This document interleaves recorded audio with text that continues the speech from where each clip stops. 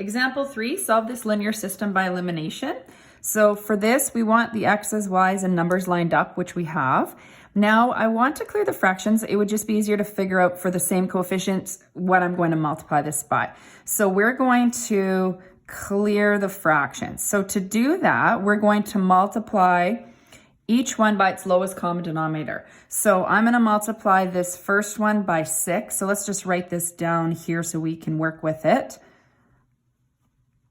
Okay, so this first equation I'm going to multiply by 6 because that's the lowest common denominator with 3 and 2.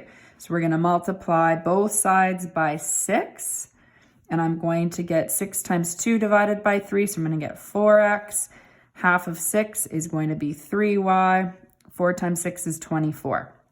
The second equation, 1/2 x plus 1/4 y equals 5 over 2. The lowest common denominator, if you take a look here, is going to be 4. So I'm going to multiply both sides of the equation by 4. So half of 4 is 2x. 4 times 1/4, the 4's would cancel and you get y.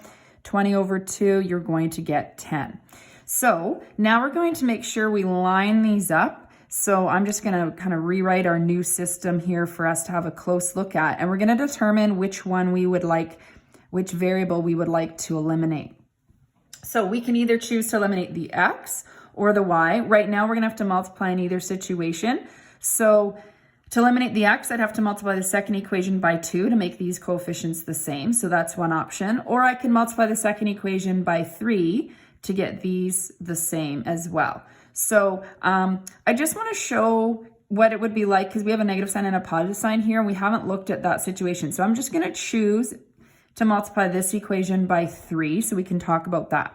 So going here, my new system or my system now is going to look like this. So 6x plus 3y equals 30.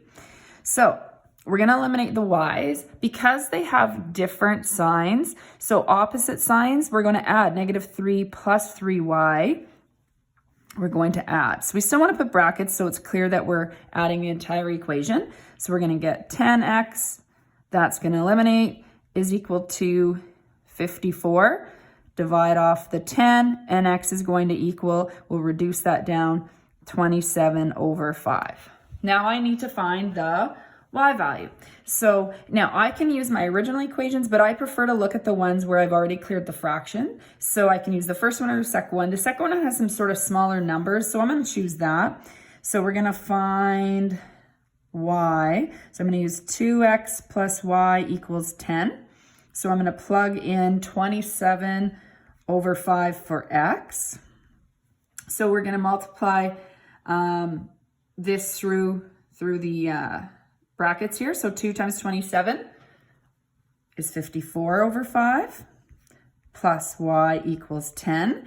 And then to solve, yes, we have to move the 10 over, but I don't necessarily want to work with this fraction here. So I like to multiply everything by 5. And so I'm going to get 54 plus 5y equals 50. So I'm going to choose to clear the fraction there. And then I'm going to isolate y. So we're going to move 54 to the other side. So 5y is going to equal 50 minus 54, so -4. Divide off the 5, and y is equal to -4/5. So my answer is 27 over 5 and -4/5. And again, you could verify this if you want. So I just want to make a note for us to sort of really remember here down at the bottom. So when you have the same signs, when you look to decide if you're going to add or subtract, you're always going to subtract. If you have identical terms, subtracting will get rid of them.